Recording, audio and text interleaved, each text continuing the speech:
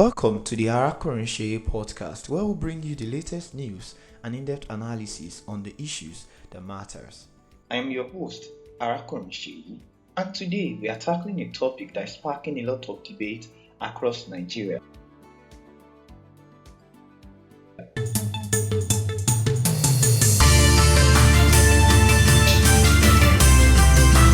The federal government's recent decision to enforce an age limit for students taking the WASE and NECO examinations has generated significant reactions.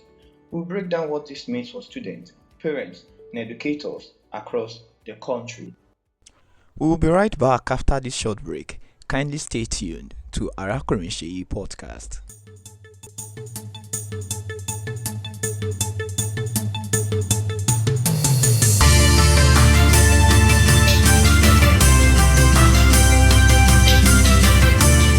Welcome back to our Changethe podcast. The Ministry of Education set a new age requirement for students sitting for these critical examinations, aiming to ensure that only students of the appropriate age are eligible. Today, we will explore the rationale behind this decision, the potential impact on education, and the reactions from various stakeholders. This policy could have far-reaching consequences for educational development in the country. As we all know that students taking these examinations are now going beyond the age of 16. We have some of them who graduate early from secondary school between the age of 15 to most age grade for graduating from secondary school now is from 15 to 16. So this policy could have consequences of the educational system and for students' future. Understanding the implications is crucial for anyone involved in education in Nigeria.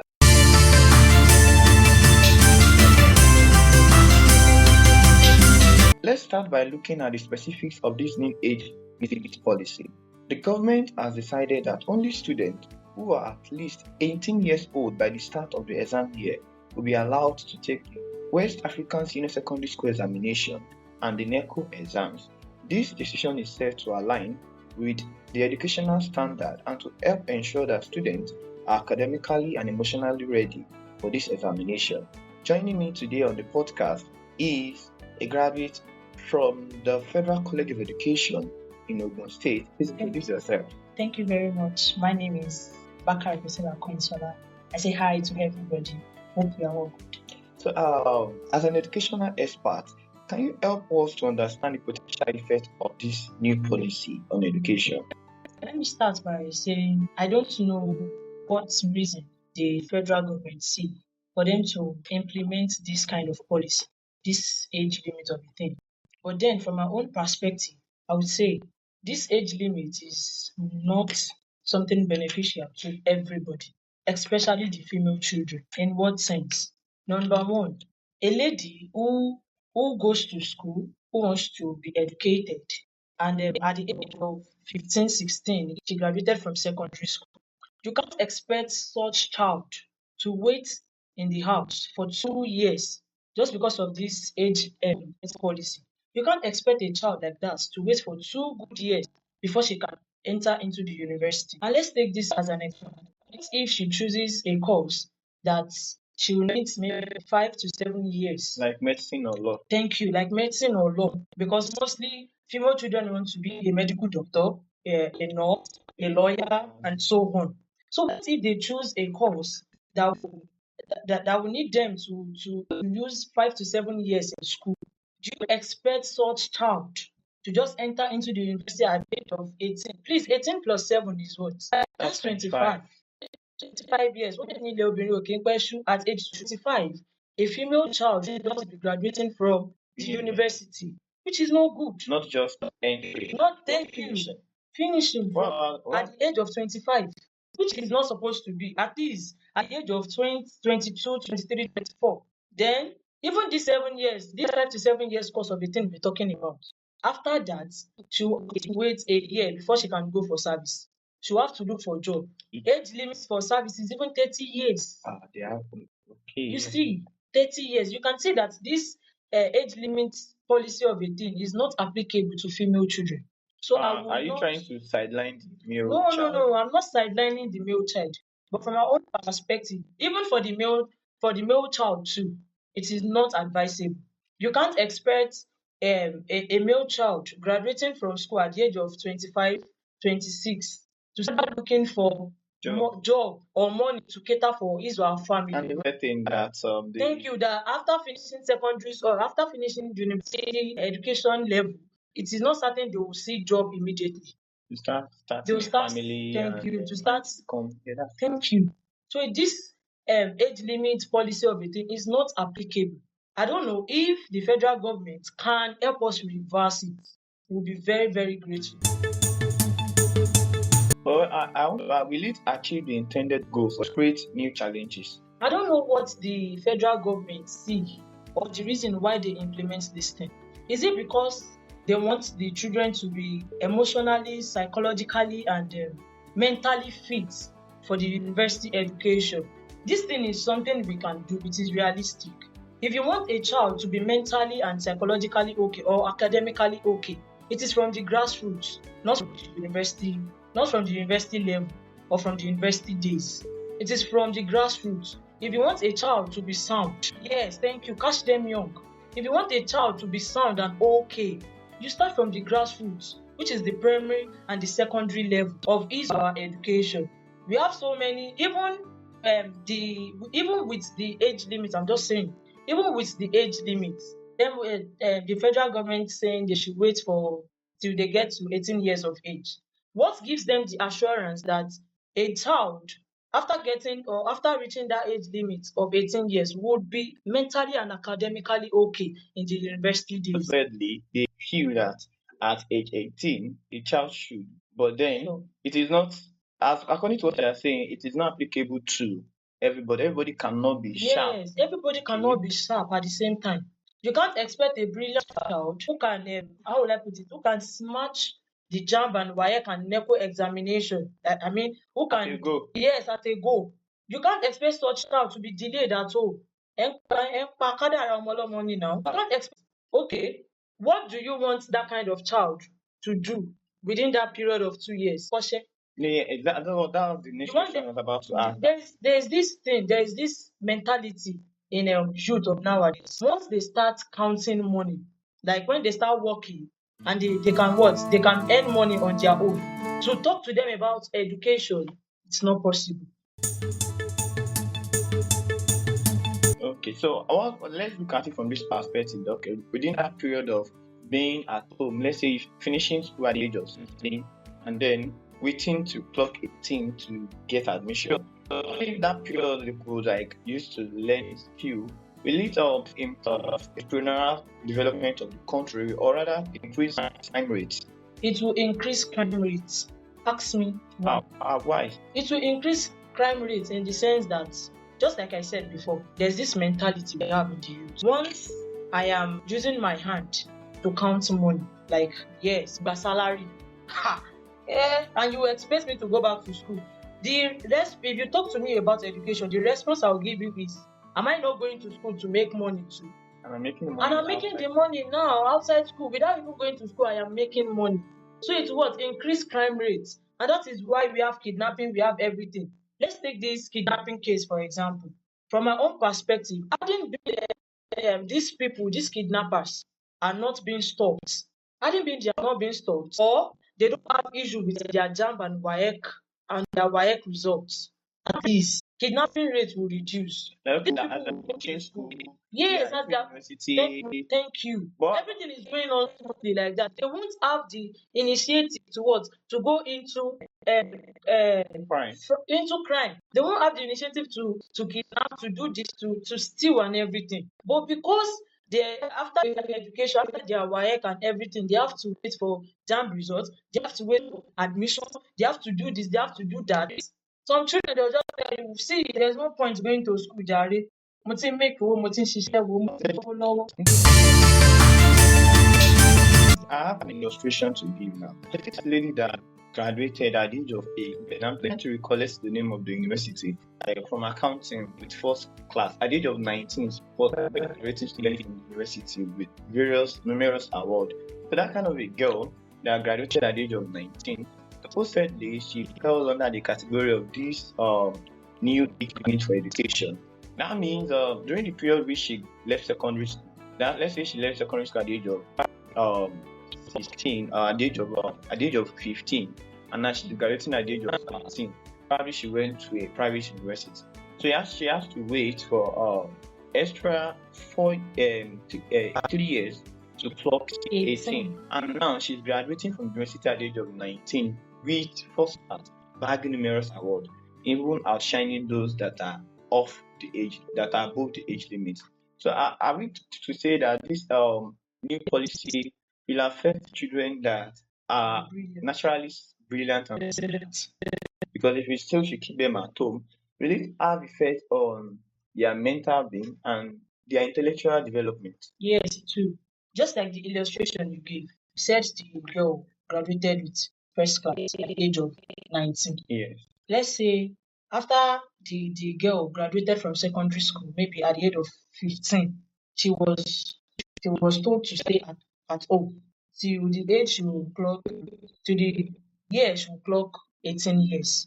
Okay, if the girl should go back to school, do you think when she graduates, she'll be able to graduate with that first class? That same first class. Same first class. Okay. No, she will not. Ha. Ladies of nowadays, or let me say women of nowadays, or youth of nowadays, especially the females, once they finish secondary school, if their parents have the capability of sending them to school immediately, they should. Because with what is trending now, if you ask such child to stay at home, ibẹ̀ ni ọ̀rẹ́kọ̀rẹ́ máa ti bẹ̀rẹ̀. They will go into prostitution, they start disobeying their parents in the house. Yes, becoming proud and so on. So it will have effect on their intellectual being and their mental being. Intellectual being in the sense that when I finished secondary school, when I graduated from secondary school, my brain is still what is still up. Very sharp. If I go back to school, do you think that my sharp brain will follow me back to school?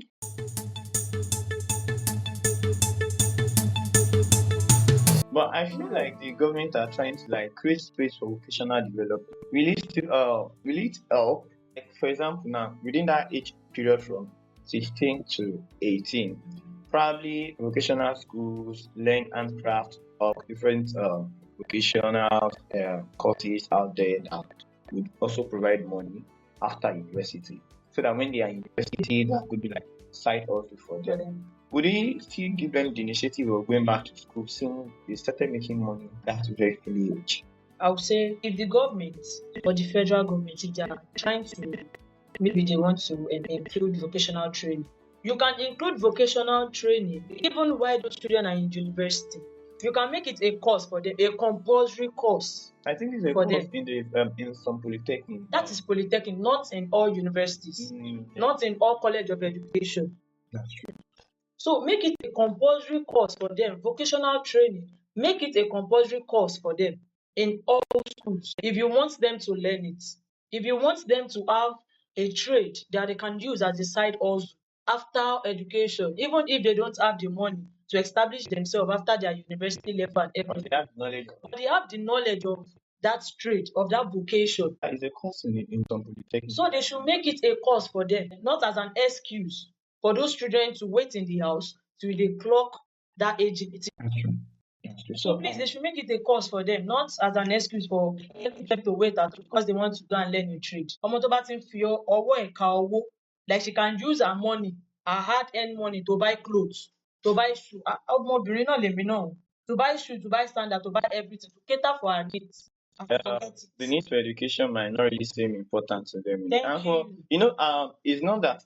Let's for example now, there are some courses in university. There are some people that are just unlucky entering the university. For example, you write JAMB the first time, JAMB you, second time, Same JAMB thing. you. So and you're going for these high-stake courses like medicine, law. You're going for engineering courses that you have to read extra, and then you have to reach a certain cut-off mark. For example, for JAMB, your score have to start from like 300 and above for you to get these courses. And then after graduating from secondary school at the age of 16, let's peg it at the age of 16. So you now have to, and then you're still very sharp. You still have the intention of studying law, to study this IT courses in university, and you still have to have you have to have this high mark. Then that your intellectual capability within the period you left school, which you're meant to be studying for JAM, that will give you the pathway for you into university. Now you've gone to learn work and do some other things, and when it's now time to start Reading or reading, studying to you, go into you the become so university. engrossed with the money you've started making. So, do you feel comfortable with this kind of illustration I just gave? Having to you having intention of studying a high course in university, and then instead of preparation, because even the you're not guaranteed that you'll be given the course at first try. Now you have to wait extra 2 years, and then your intellectual capability would have you, because you can't be reading for just straight 2 years without doing any other thing. Coming back to study that same course, do you feel like it is still going to be the same as at the time they left secondary school? It will not be the same because the he or she is already learning a trade and is already earning money. But then this thing is applicable to children that are from educated families. Exactly. Exactly. Educated family. If you are from a very highly educated family, you don't have a choice. Even when you are learning a trade, they'll ring it to your ear that That you have to you read. need to go back to school. But let's think of those that are not Come down from to low yes class. their class. Thank you, the low class. Those that don't have that are not from educated family, but then they have a very sharp brain and they see who to sponsor them at that particular period they finished secondary Money is school. just a Thank you. factor. That's true. And they still go to sponsor them at that particular moment. You ask them to wait till they get to 18 years. What if I'm not praying for that? What if their sponsorer died or travel out of the country Or is not even interested. or is not even interested again after waiting for 2 good years? There are some cases that even without this age limit of Some will still have to 18 wait. years, some will still have to wait. And there are some that their sponsorer will be like, once you are done with secondary school, make sure that that same year or the following year, you try your best to enter into the university. Ẹ wá ní kí irú àwọn ọmọ bẹ́ẹ̀ yẹn dúró di 18 years. You spoilt their career. You've ruined their life. That's true. So it is not applicable. Not. If they can reverse it, please they should. Okay, so thank you so much, Ms. Bakare Priscilla for your contribution to the podcast. And for parents and educators navigating this new landscape, here are a few things to keep in mind regarding this age limit for secondary school examination that pave way into the university. Start planning early to ensure students are prepared by the time they reach the eligible age, and explore alternative educational opportunities during this waiting period, like vocational education and other things that will keep I'll keep your children engaged and also busy during this waiting period, and also stay informed about any other updates or changes to the policy that the federal government put out. And you can always get this update on our current podcast via our social media platform on Facebook, Instagram, Twitter, and also on TikTok. And we would love to hear more from you. Yes, you listening to this podcast. How is this new educational policy affecting you or will affect your child? Reach out to us on Twitter at our current podcast or on Instagram and Facebook and TikTok at our current podcast. Your voice matters in this conversation. So on this note, I would like to also thank our guest for today for our contribution so far regarding this educational policy. And so today we have discussed the new age limit for West African Senior Secondary School Examination, that is WAEC, and then the National Examination Council, that is NECO, its potential impact on students, and the mixed reactions that we've received so far across the federation. In fact, the former presidential aspirant for the last general election, that is Alhaji Atiku Abubakar, is also kicking against this new policy. And we also explore the cases of a student graduating from a private university at the age of 19 with first class in accounting. And we also heard from our guest, that is Ms. Bakare Priscilla, on her own opinion, contribution to this podcast, an educational expert. As this policy rolls out, it's important to stay informed and adaptable. The future of our students depends on how well we navigate these changes together. Thank you for tuning in to our Akunrishe podcast. If you found this episode helpful, Please consider subscribing, rating, and leaving a review on all our various social media platforms on YouTube, on Instagram, on Facebook, on Twitter, and on TikTok. And you can listen to our podcast on Spotify and AudioMac. Your support means a lot to us. Thank you for tuning in to Arakorinse podcast. Until then, I am Oluwaseyi Ogunshakin, and this has been your news update on Arakorinse podcast. Stay informed and keep questioning.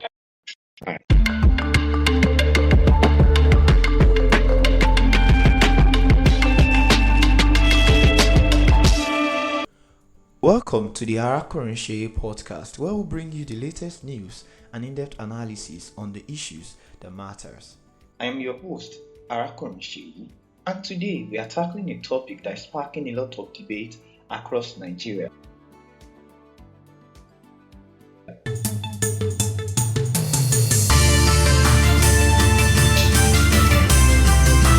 The federal government's recent decision to enforce an age limit for students taking the WASE and NECO examinations has generated significant reactions. We'll break down what this means for students, parents, and educators across the country. We will be right back after this short break. Kindly stay tuned to Arakorinse podcast.